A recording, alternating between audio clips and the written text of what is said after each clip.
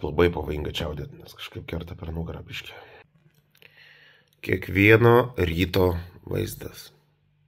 Toks, arba toks, arba toks. Bet kiekvieną rytą atsikeli, čia taip pasižiūrė, atrodo, kad čia tavo yra, čia atrodo, kad mano jau tikrai namai. Pamiršau, kad jau namus turiu, kad tokie egzistuoja.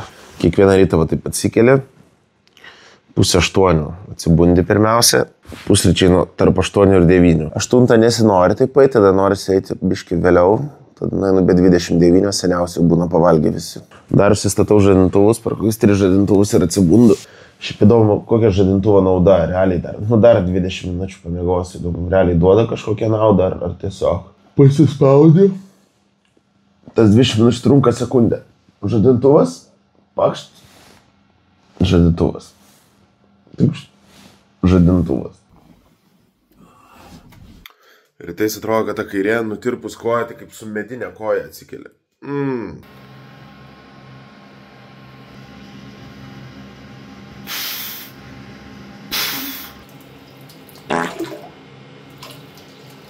Atsikėlus kiekvieną rytą šeštadienį, tai pirmos mintis, kad į turgų reikia eiti. Bet Birštone, kas yra, kad turgus yra penktadieniais. Kaip gali penktadienį turgus būti dar ten iki pietų? Kas eina penktadienį turgų? Suprantu, populiaresnis turgus yra šeštadienį Prienuose. Kadangi šiandien yra šeštadienio rytas, tai turgaus reikės palaukti dar savaitę. Šitą koją po šiai dienai dar vis nutirpus, čia yra nutirpę, jau praėjo, sakysim, 1,5 mėnesio. Čia nutirpę.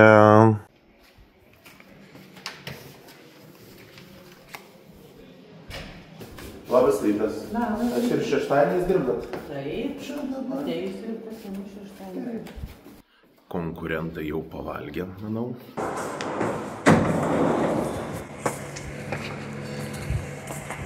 Ir vėl atidarinėjamas. Tai...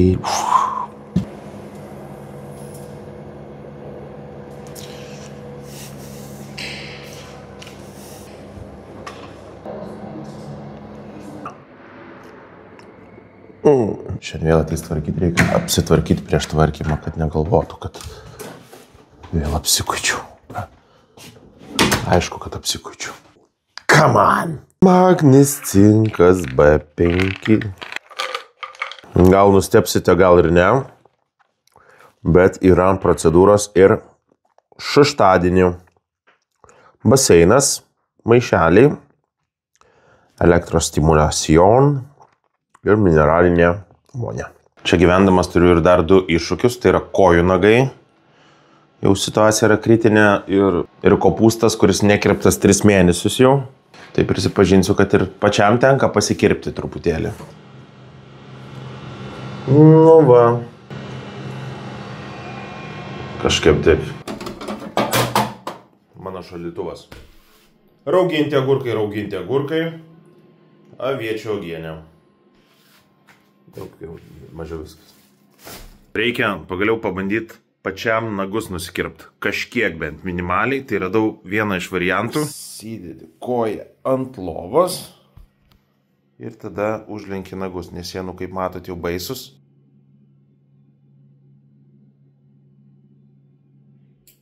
Vieną koją daugiau mažiau pavyko. Nu, sakykim.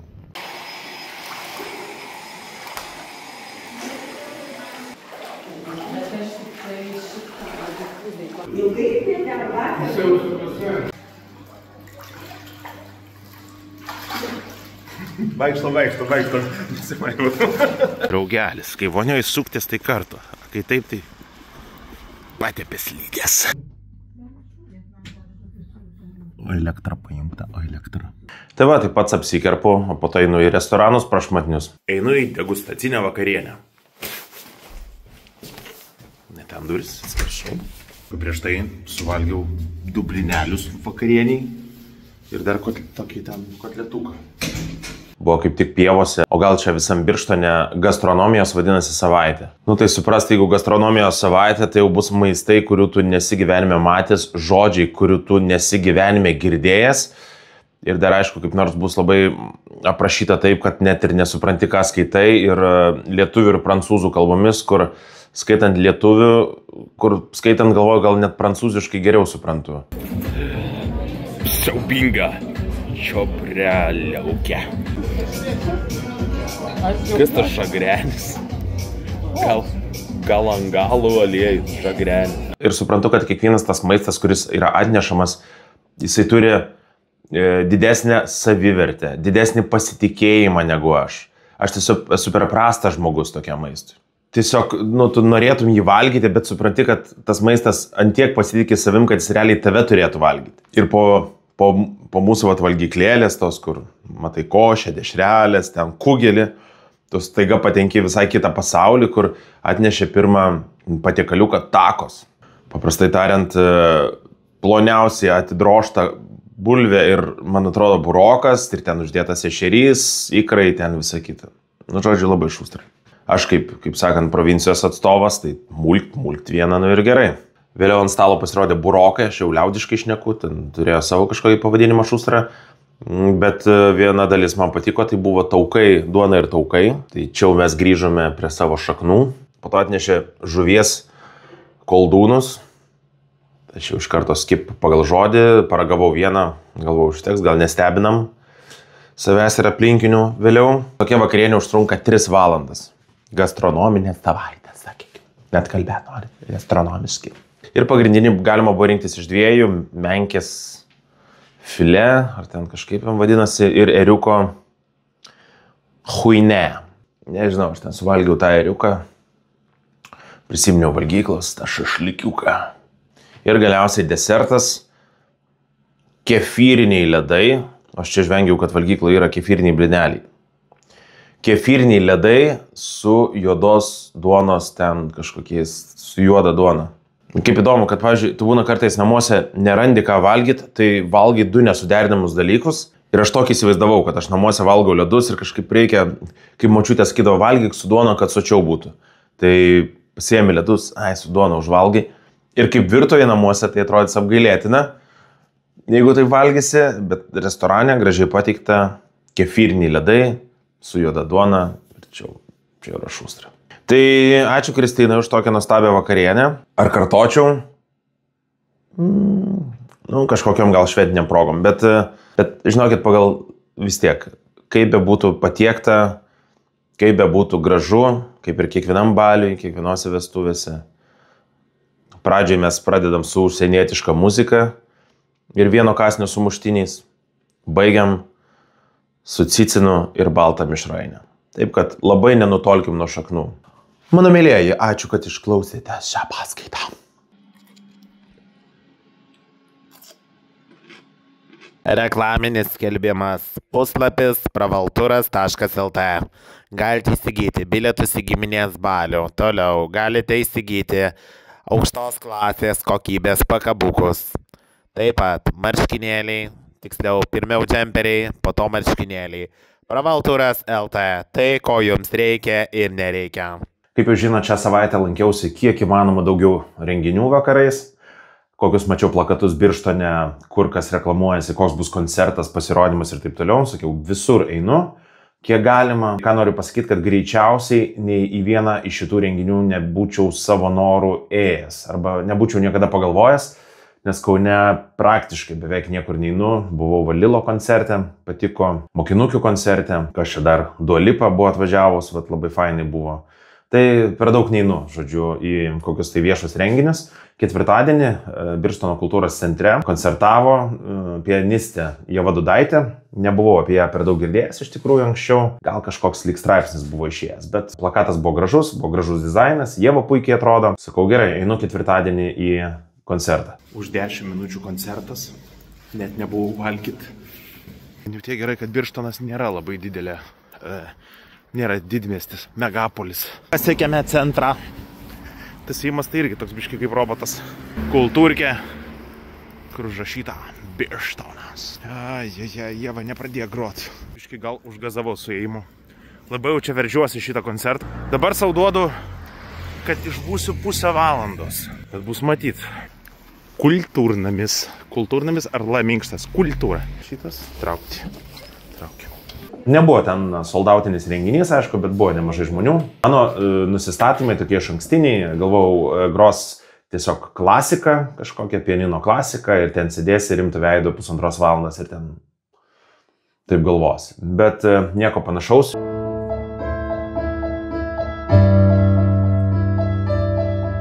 Pirmiausia, buvo labai fainas gražus apšvietimas, toks kūgis ėjo į pianiną ir į Ievą, tai jau tas sužavėjo. Birštoniečiai, kurie galbūt atvykote iš Kauno ar kitų aplinkinių miestelių, kaip gera šį vakarą būti Birštone. Ir pačio koncerto eigoje buvo grojamos atpažįstamos melodijos, tiesą sakant, tikrai labai gražus kūriniai, kokybiški.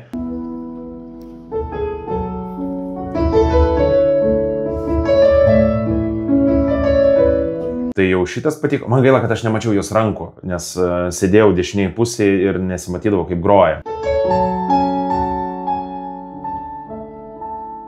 Man atrodo, šitas, kai žiūri fortepijoną kokius nors pasirodymus, tai svarbu pamatyti rankas.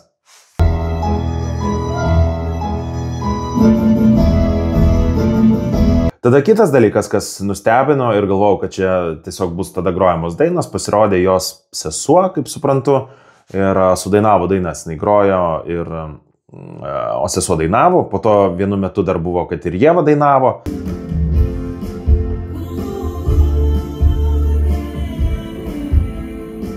Kas, man atrodo, priduoda renginiui tikrai, kad tu groji ir dar dainuoji. Čia, atsimenu, tarkim, turėjau draugų, kurie moka groti gitarą, bet nedainuoja ir tu atrodo, tai ką, padainuoja kažką. Ne, aš tik tai groju. Tai kažkaip atrodo, kad ir grojimas ir dainavimas turėtų eiti kartu dažniausiai.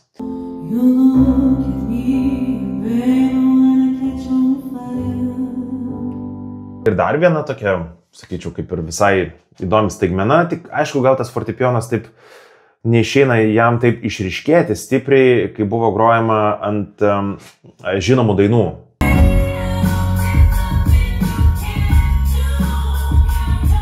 Kaip ir fainai, bet kažkaip atrodo sunku pamatyti tą fortepijono partiją. Nu ir aišku, buvo smagi dalis, kai vienas iš kūrinių buvo GNG Sindikato Tomas.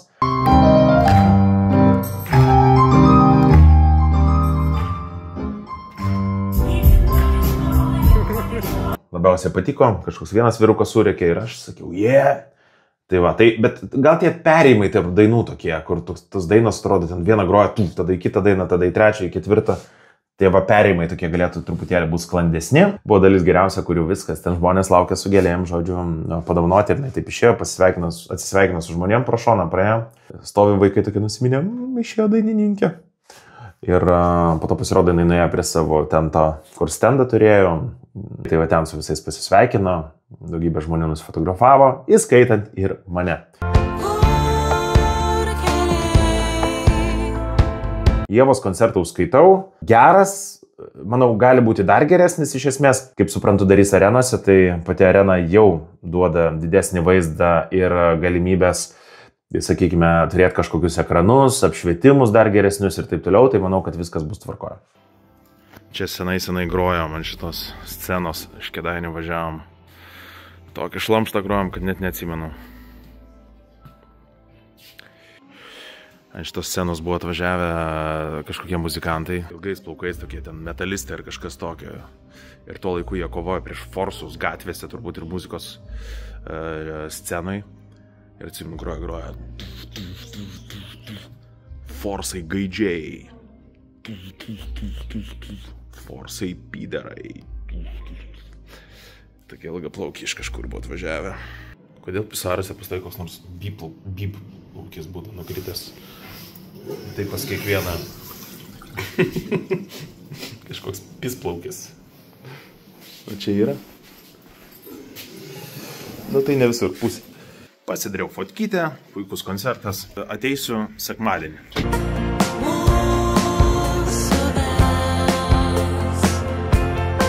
Versmėje dirba profai, baigėsi koncertas, nuimtas plakatas. Pašaukyk mane, vai pašaukyk, kad net suaidėtų skliautai. Šiandien šeštadienis ir kaip mačiau plakačiuką, nuo 13 val. Žaidžia Birštono Milosta komanda. Treniruojami jau legendinio Aurimo Liuizos. Nuo trečio kėlinio pasižiūrėsiu.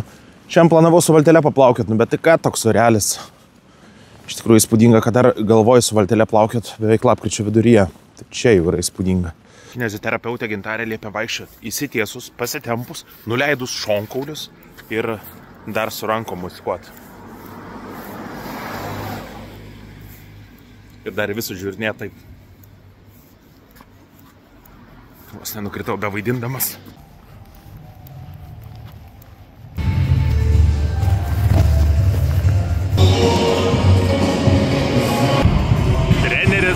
Treneris tvarkosi. Pasmartavęs stiprus. Treneris. Stokai. Stokai, jau atleidom taip.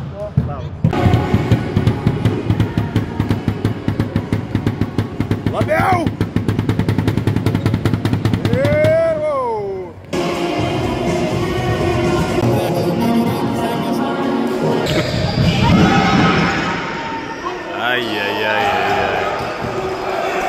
Almantas va vaikšto. Dirba Almantas. Viską ir sudėsiu. Nieko neiškirpsiu. Va Almantas tupi.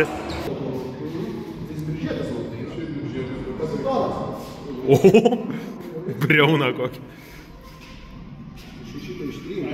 Oi, ne, tikrai ne. Dedu 100%.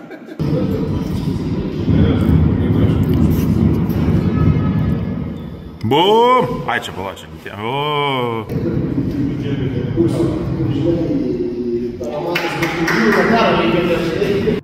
Išeinu iš vipuko. Rimtas bičias. Sakė, Biržus atvažiavo ir žaidžia. Biržai turi pačią seniausią ir praščiausią salę regioniniai lygoje. Tai įsivaizduoju, koks jam šokas. Dar Biržai, dar taip viskas toli nuo didesnių miestų. Sakė, iš Kalifornijos. O Kalifornijoje, nebent Kalifornija yra gerai, nes Kalifornijoje merginos. Lengvas vynas, nu tiek.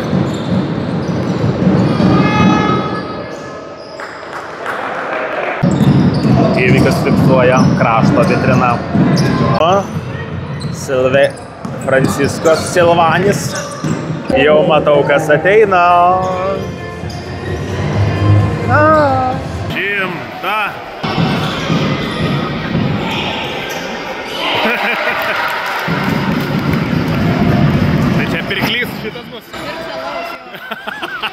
Taigi lieka paskutinėsios 3 sekundės.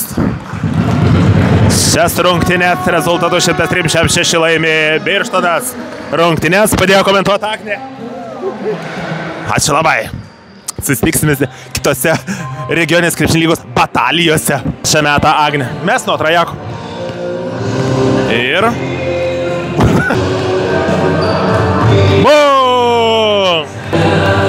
Šaunuolė komanda nugalėtoja.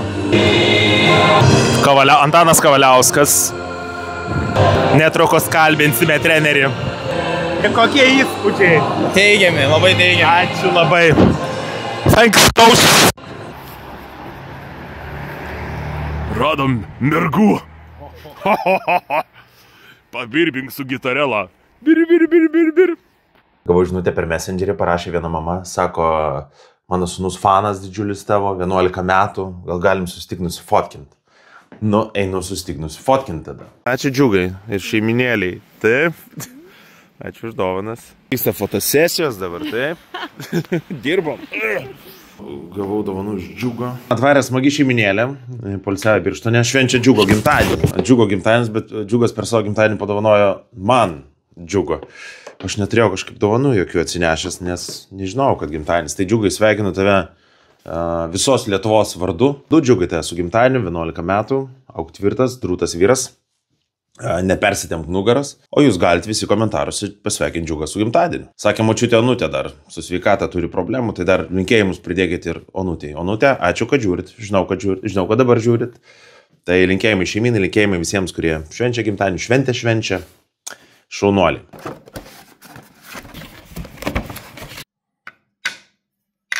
Reikia stabdyti, nes tuoj Čirkos trūks. Belgiškas greitis, dangiškas greitis, važiuoju pas tave. Kaip ir kiekvieną dieną, einant į valgyklą, tenka prasilenkti su prelegentais, kurie skuba į tą valgyklą. Beje, jie būna prie valgyklos 10 minučių maždaug prieš atidarimą, tai laukia, kada galės įeiti pirmieji, bet prieš tai su jais reikia palenktyniauti. Tai su Tiškevičium dar sugalvojom, kad jeigu sanatorija, jeigu su garbaus amžiaus žmonėm, tai tarpusavėje pradėjom voisus siuntinėti, lyg irgi mums būtų kokie 80 metų. Paklausom. Alio, klausyk, Karoli, Untanis dar gyvsa jau viskas. Oi, Vytai, jau čia tas Antanis, tai jisai jau pakavotas, kad urvagybą pakavojom, tai jisai rupūžė vėl grįžęs, atsikasė.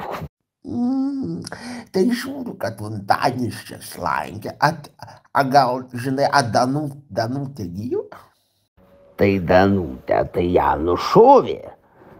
Bet tai, kad jinai paskui, supranti, atsišaudė stipriai, tai aš nežinau, kaip ten baigės.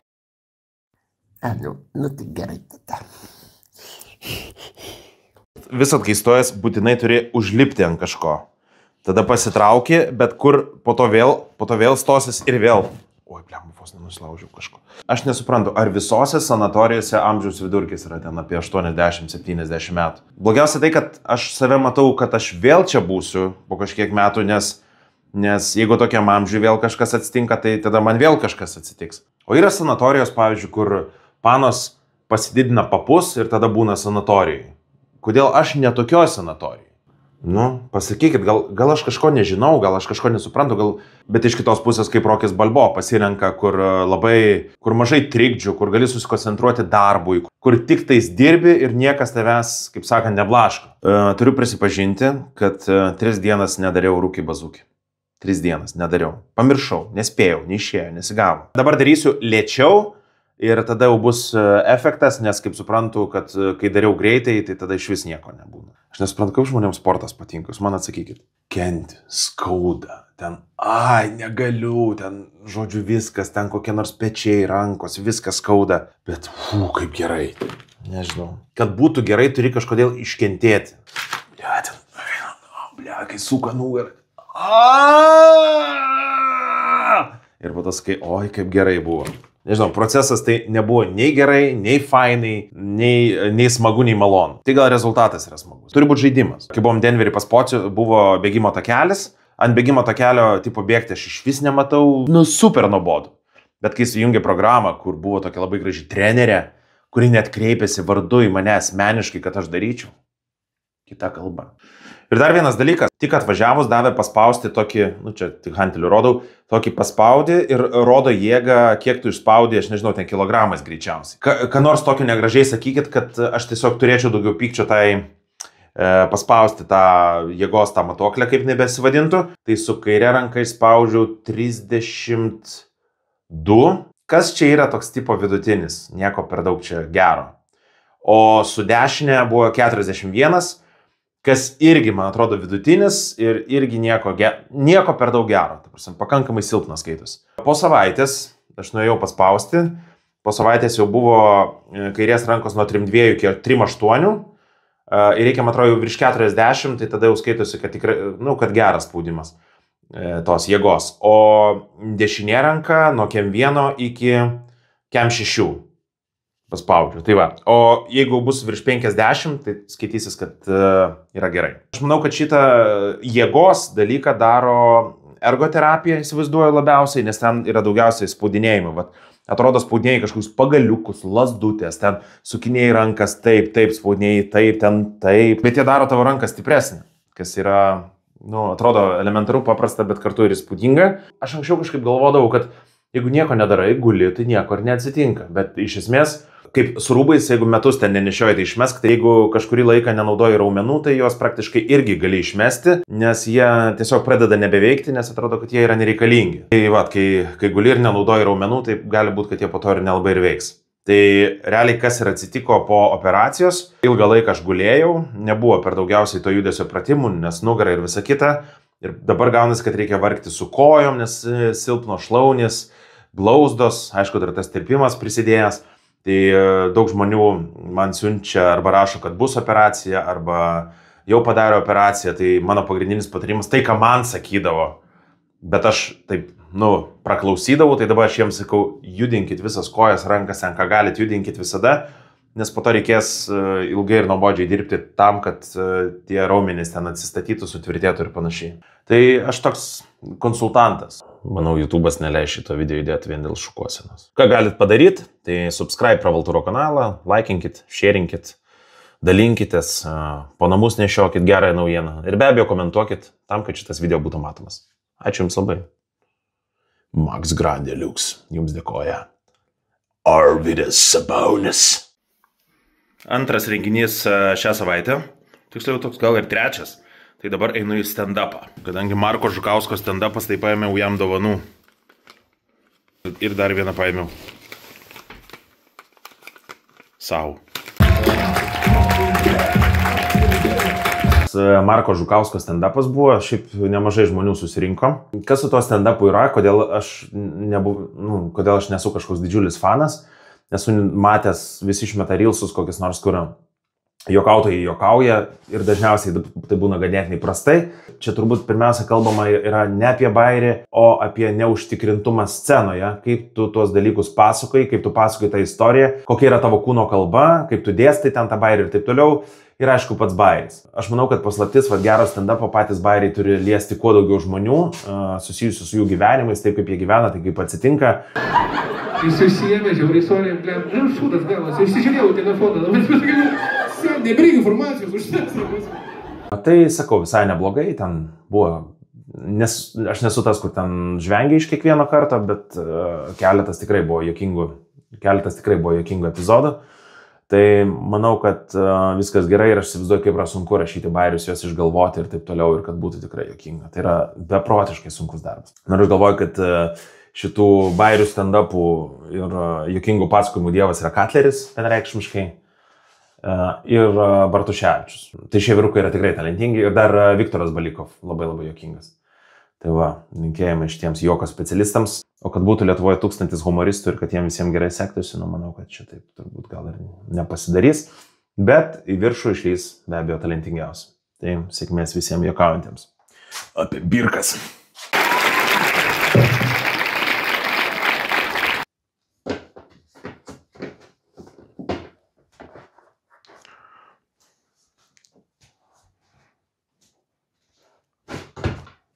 Nu jo, pulova dar. Fuck! No. Kaip paimti? Atsiminat, praeitam videokį rodžiau, kad reikia šluostytis gerai kojas. Tai pasakysiu dabar kodėl. Čia dar vienas į lygų maišą. Kur mano viso gyvenimo klaida būdavo, kad, pavyzdžiui, nusimaudai po dušu, čia visur nusišluostai.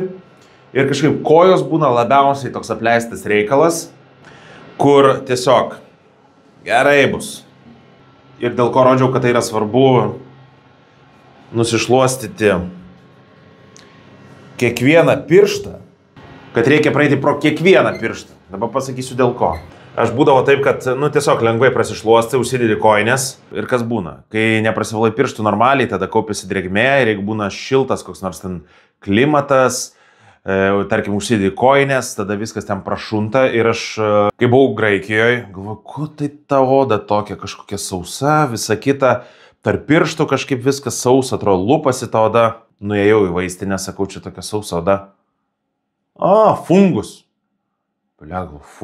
Fungus, tai čia grybelis.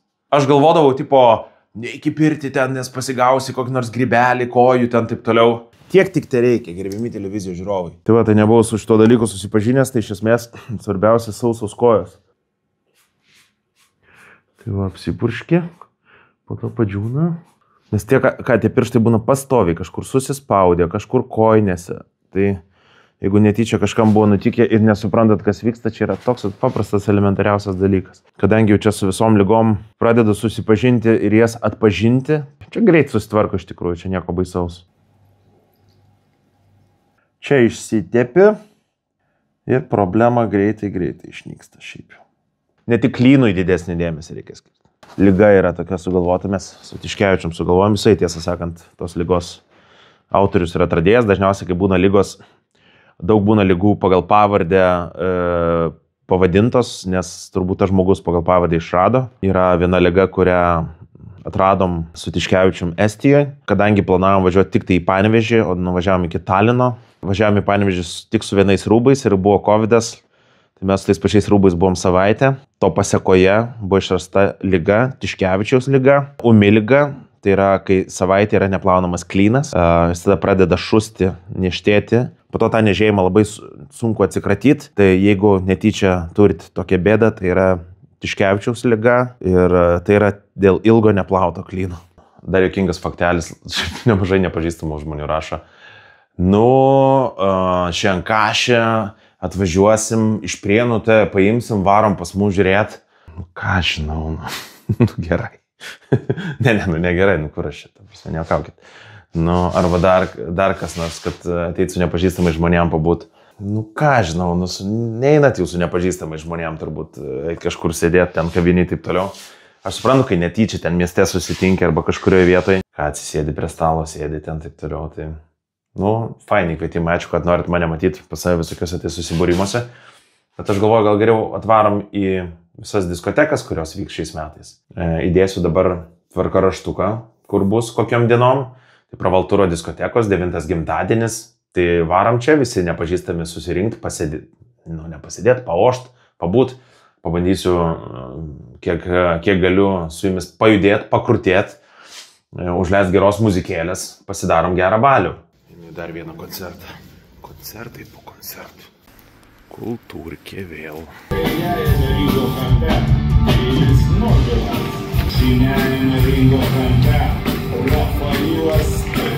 Šiaip išpirkta visa salė.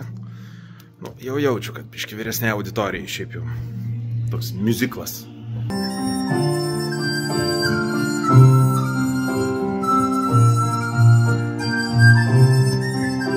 Kažkur aš tą dainą jau girdėjau. Tai aišku, čia lietuvių liaudės daina. Lietuvių liaudės? Tai plaukia valtis į nuskenda. Tai ką, tai esu ir nustebęs, kartu ir nenustebęs. Kiek mačiau, praktiškai visos salės, kultūros namai, kur važinės Deivis su Rafailu Karpiu, yra praktiškai viskas išparduota. Pats koncertas, pats pasirodymas yra sudarytas iš tokių kaip ir pokalbių, juokavimo apie vienas kito ūgį, ar kuo vienas už kitą yra geresni. Tai tokia kova, kur vienas ten iš kito juokiasi. Tai panašu, kad tai patinka žiūrovams.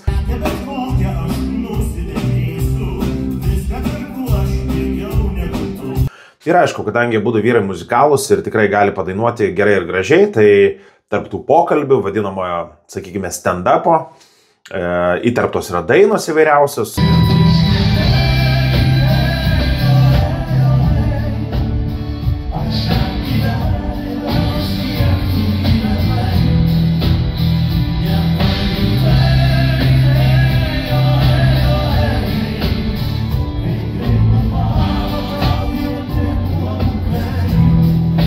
Aš šiaip esu Deivio fanas, ypatingai ankstyvosios kūrybos, kuri vyko maždaug prieš 20 metų. Žinau didžiąją dalį Deivio dainų. Gaila jų nebuvo šitam pasirodyme, aišku, tai yra visai kitoks pasirodymas.